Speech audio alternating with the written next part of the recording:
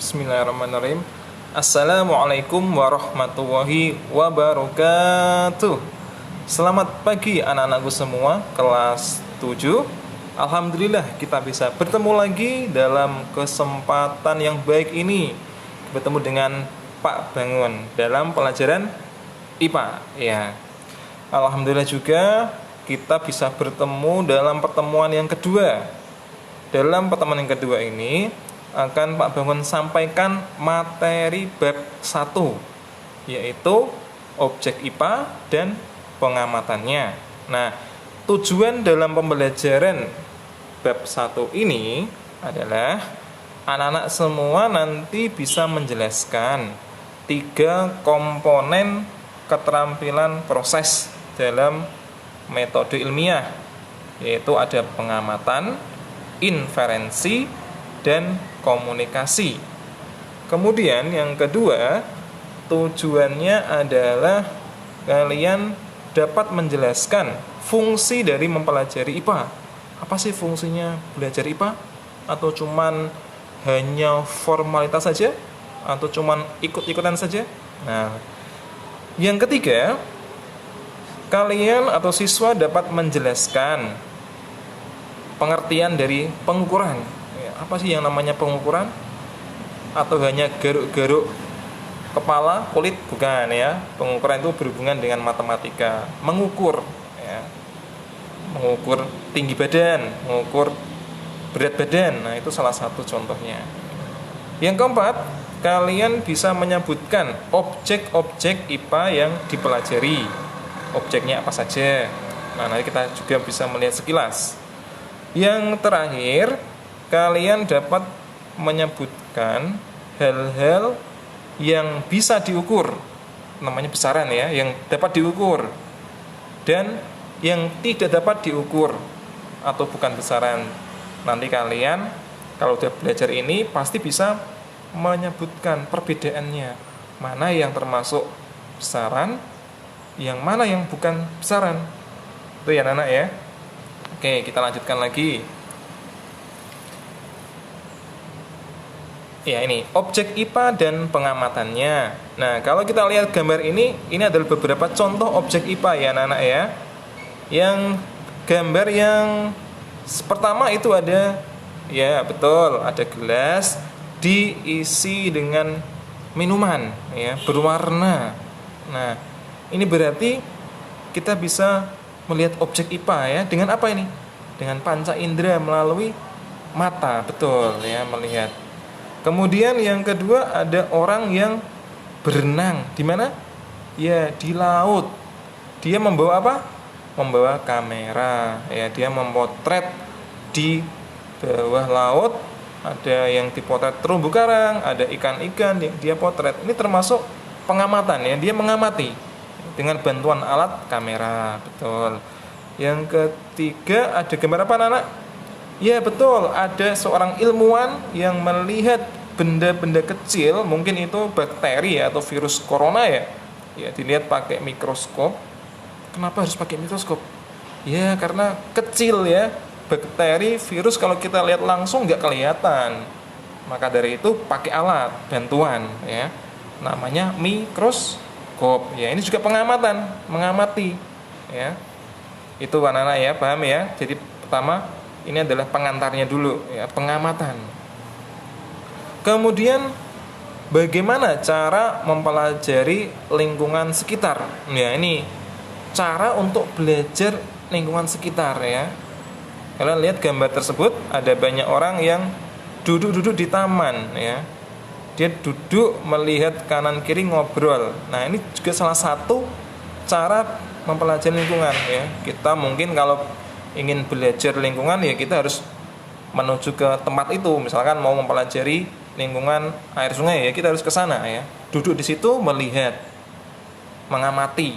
Nah, itu caranya ya. Mendatangi, kita datangi tempat itu. Yaitu melalui penyelidikan ilmiah ya, dengan penyelidikan ya, menyelidiki. Betul. Apa itu penyelidikan ilmiah? Nah, pertama adalah mengamati ya.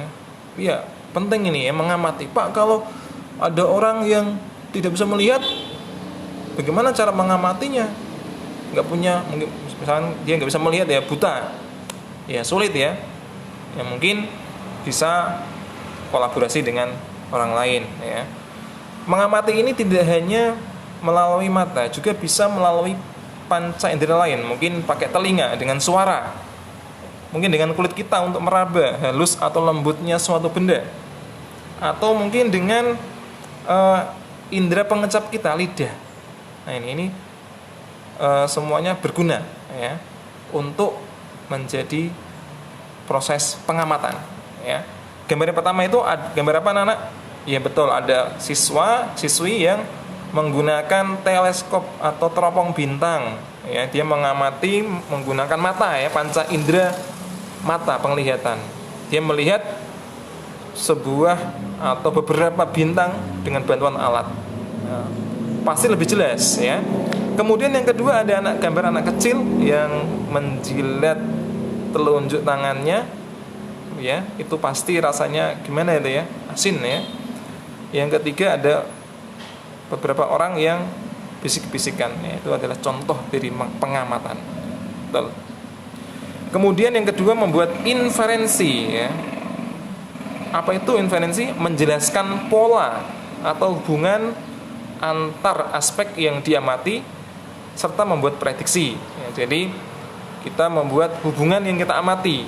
Oh ada ini, kita hubungkan, lalu kita prediksikan. Ini apa itu? Nanti kita ada contohnya ya. Ini hanya teori dulu ya. Yang ketiga mengkomunikasikan. Setelah membuat data memiliki prediksi, kita bisa mengkomunikasikan. Apa itu? Membicarakan dengan orang lain ya, dengan sesama manusia gitu. Next. Nah ini ada contoh ini ya, bagaimana BMKG.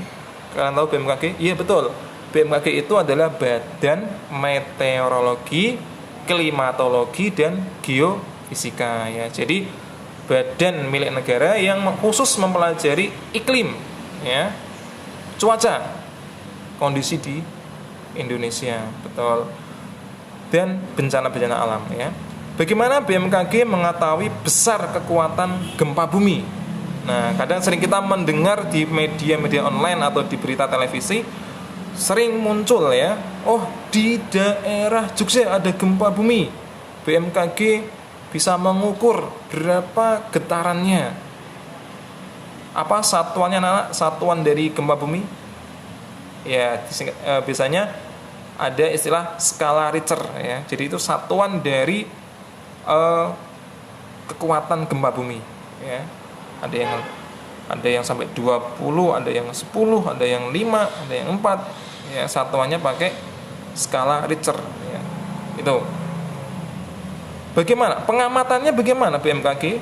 Prediksinya bagaimana? Komunikasinya bagaimana? Nah, ini adalah salah satu metode ilmiah yang diambil dari BMKG ya. Ini contohnya.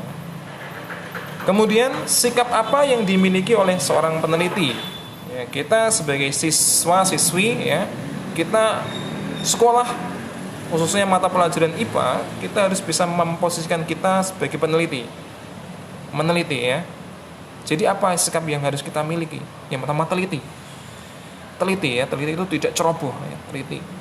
Yang kedua sabar ya, tidak pemarah ya, diajak temannya langsung marah, nah itu kurang sabar ya, bersabar.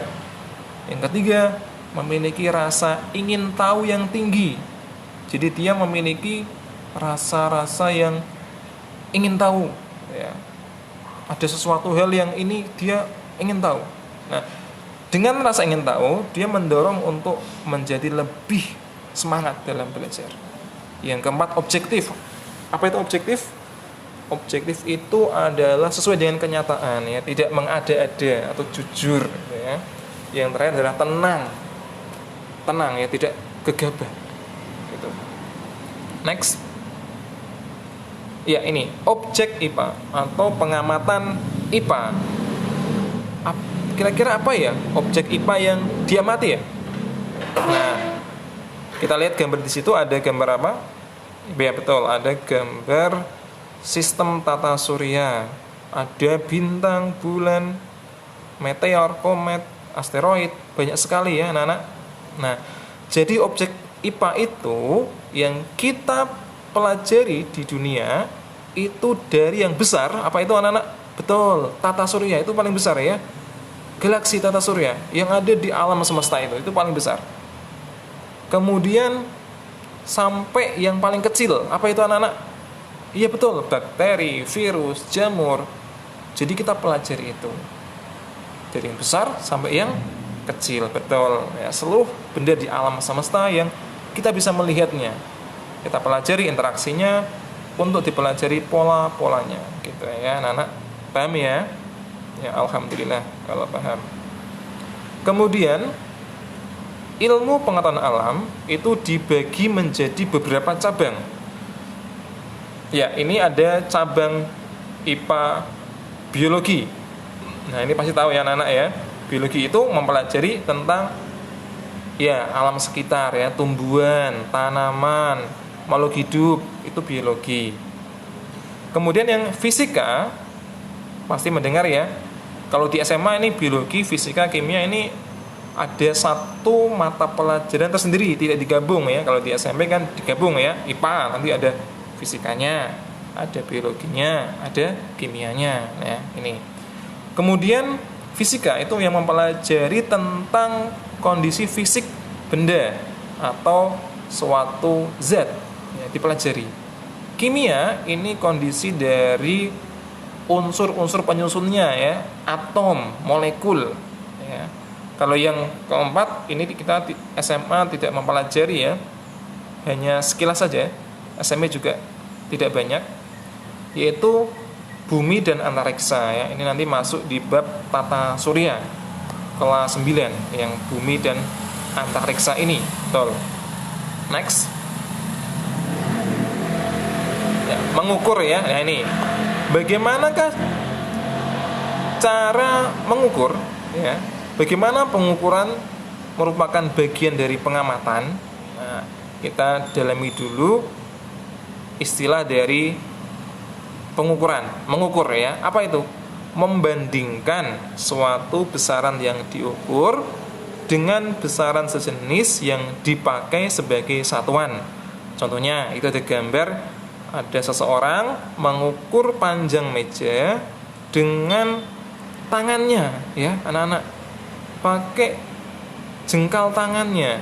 Dia hitung dari ujung satu ke ujung lain. Oh, ternyata misalkan didapatkan ada 5 jengkal tangan. Berarti dia mendapatkan panjang meja 5, satuannya jengkal tangan. Nilainya 5, satuannya pakai jengkal tangan. Terus kalau kita pakai tangan orang berbeda, kira-kira ketemunya 5 enggak? Ayo coba. Atau malah lebih sedikit atau lebih banyak? Nah, betul ya. Jadi orang yang berbeda mengukur meja yang sama pasti tidak sama ketemunya. Kok bisa, Pak? Ya bisa beda. Coba tangan kamu dengan tangan temanmu bandingkan. Panjang yang mana? Kecil yang mana? Ya kan? Jelas kan? Ya, betul. Jadi ini nanti akan masuk ke besaran yang tidak baku. Nanti ada keterangan di selanjutnya ya.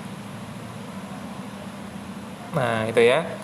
Panjang meja itu berapa jengkal ya? Itu. Nah, kalau sini contohnya 7 jengkal ya, contohnya. Ya, ini ada contoh lagi anak-anak ya. Ini gambar apa anak-anak yang di sebelah kiri atas itu? Apa? Pasti kalian suka ya, mengandung vitamin C. Gambar apa? Gambar jeruk. Ya, betul. Itu pohon jeruk yang sudah berbuah banyak sekali buah jeruknya. Nah, kita bisa mengisi tabelnya benda yang diamati ya, buah jeruk, betul. Besaran yang bisa diukur. Ya, kira-kira jeruk itu yang diukur apanya ya? Kira-kira ya. Ya, apa? Satu bisa mengukur apa? Ya, beratnya. Kalau berat itu dalam IPA itu namanya massa ya. Jadi ingat-ingat Massa itu yang satuannya kilogram atau gram ya. Ya betul, massanya bisa diukur. Pakai apa anak-anak massa diukur? Pakai, ya betul, timbangan. Timbangan apa? Timbangan bisa timbangan gula, ya, timbangan emas, timbangan digital, ya banyak sekali. Yang kedua apa kira-kira yang bisa diukur selain massa? Apa? Ya ukurannya. Ukuran. Berarti jeruk itu ukurannya apa ya? Volume ya. Ya, dia termasuk punya volume, bentuknya bulat dia, betul. Apalagi sudah ya? Ya, betul. Kemudian besaran yang tidak dapat diukur. Besaran yang tidak bisa diukur apa ya? Oh ini, warna ya. Itu gimana cara ngukurnya warna? Besaran yang, ya warnanya oranye. Apakah pada alatnya? Nggak ada ya. Berarti warna termasuk yang tidak dapat diukur, warna. Terus memiliki rasa, ya rasanya juga betul, manis, kecut, asam, asin, itu tidak ada alatnya, ya pakai alat ini diukur nggak bisa, pakainya indera pengecap kita, maka tidak termasuk yang besaran ya. Jadi besaran yang tidak dapat diukur, betul. Next. Ya. Terus kita ngomong panjang lebar tentang besaran, apa ya pengertian dari besaran ya? Ada yang tahu? Nah, kita lihat. Besaran adalah segala sesuatu yang dapat diukur. Betul sekali anak-anak. Ciri-ciri besaran fisika. Ini satu, dapat diukur. Betul. Ya, pakai alat ukurnya, ada penggaris, ada timbangan, ada jam tangan, jam dinding, stopwatch, termometer, itu bisa diukur ya. Punya satuan, ya, punya satuan. Satuannya apa? Satuannya bisa meter, bisa jengkal, bisa satuannya apalagi kilogram, ya. Satuannya satuan apalagi itu detik, ya. Celcius, itu. Yang ketiga dinyatakan dengan angka ya, ada angka 1, 2, 3 dan seterusnya. Itu ciri besaran fisika ya, dapat diukur, memiliki satuan, dinyatakan dengan angka ya. Lanjut. Nah, besaran dalam IPA itu ada 4 anak-anak ya, jangan bingung ya. Besaran pertama pokok, turunan, vektor dan skalar. Kalau di SMP ini yang kita bahas nanti besaran pokok dan besaran turunan ya, yang kita bahas lebih panjang dan lebar ya. Yang pertama besaran pokok. Coba kita tengok di sini ada gambar yang pertama, itu ada gambar penggaris anak-anak ya. Penggaris itu mengukur panjang apa itu? Itu ada benda ya warna kuning diukur. Ternyata ketemunya 30 cm anak-anak ya. Nah ini termasuk besaran ini. Kok bisa Pak? Ya tadi kan kita lihat ciri besaran fisika, satu memiliki satuan. Satuannya apa? Di sini 30 cm. Satuannya apa? cm, centimeter. Betul. Yang kedua memiliki apa? Nilai. Betul. Berapa nilainya? 30. Ya, yang ketiga apa? Dapat diukur. Betul. Diukur ini ya pakai apa? Penggaris. Betul sekali. Kemudian yang sebelah bawahnya lagi ada timbangan berat badan. Nah ini juga termasuk besaran pokok ya. Nanti satuannya kilogram. Ini massa. Kemudian ada stopwatch. Ini waktu.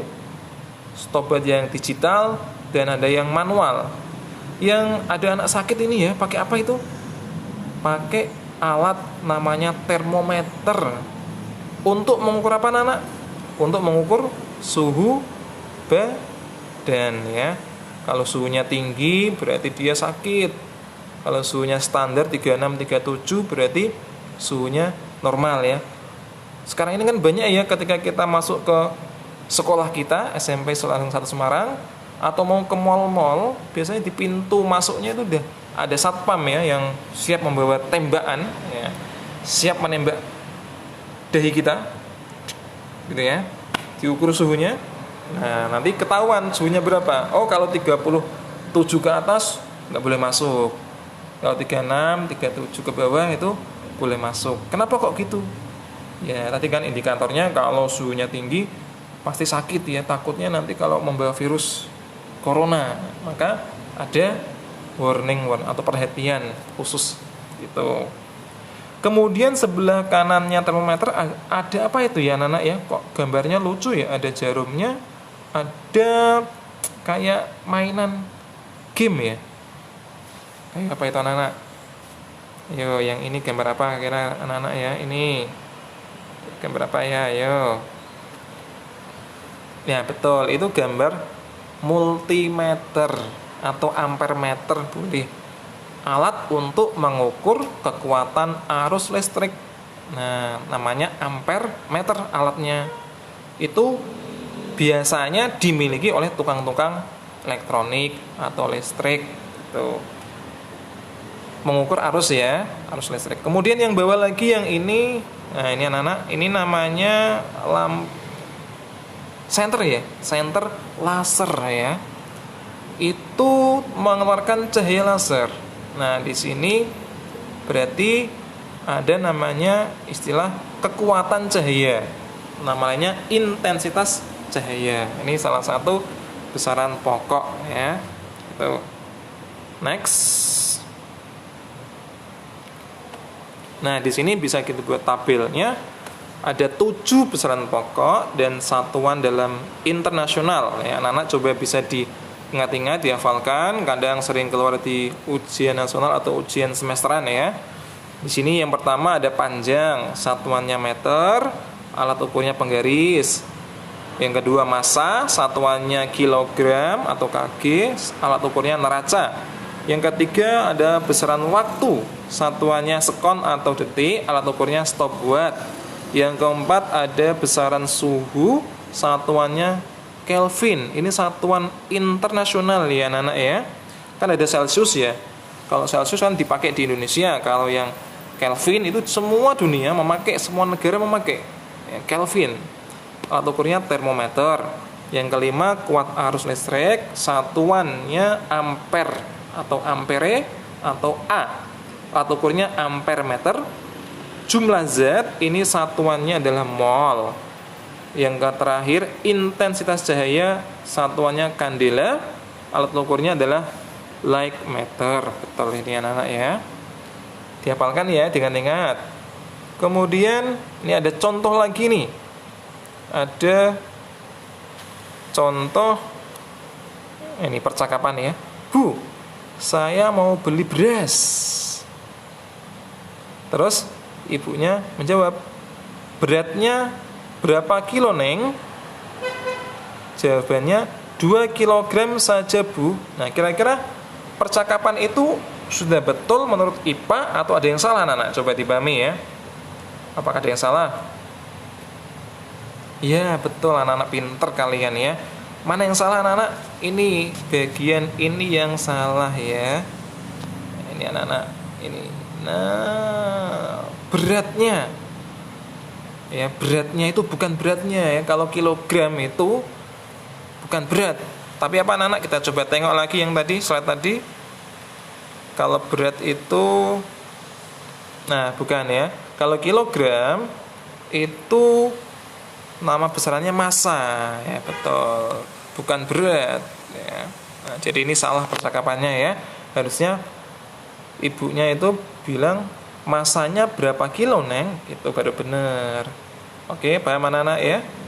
Jadi jangan salah kalau membeli gula di tetangga rumahnya, kalau diminta orang tua bilangnya apa? Masanya, bukan beratnya. Cakep, pinter anak-anak semua ya. Next. Ya ini, nah mungkin ini yang bagian terakhir. Ini sebagai tugas kalian anak-anak. Nanti coba di rumah. Ini ada soal ya. Saya bacakan dulu. Ari diminta ibunya untuk membeli gula di warung. Penjaga warung menimbang gula menggunakan anak timbangan 1 kg dan 250 gram. pertanyaannya. Satu, alat ukur apa yang digunakan? Ayo. Yang kedua, apakah yang dilakukan penjaga warung dalam pengukuran tersebut? Yang ketiga, apakah yang diukur berat atau massa? Yang terakhir, sebutkan nama besaran, nilai besaran yang diukur, dan satuannya. Nah, ini anak sebagai tugas di rumah ya, dikerjakan di buku tulis. Untuk info mengumpulkannya nanti menyusul ya, apakah di foto, apakah bagaimana ya, nunggu informasi ya. Ya, sekian dari Pak Bangun. Nanti kalau misalnya ada pertanyaan yang belum jelas bisa japri WA saya ya. Ya, mudah-mudahan berhasil dan dipahami. Sekian, terima kasih dari Pak Bangun. Assalamualaikum warahmatullahi wabarakatuh.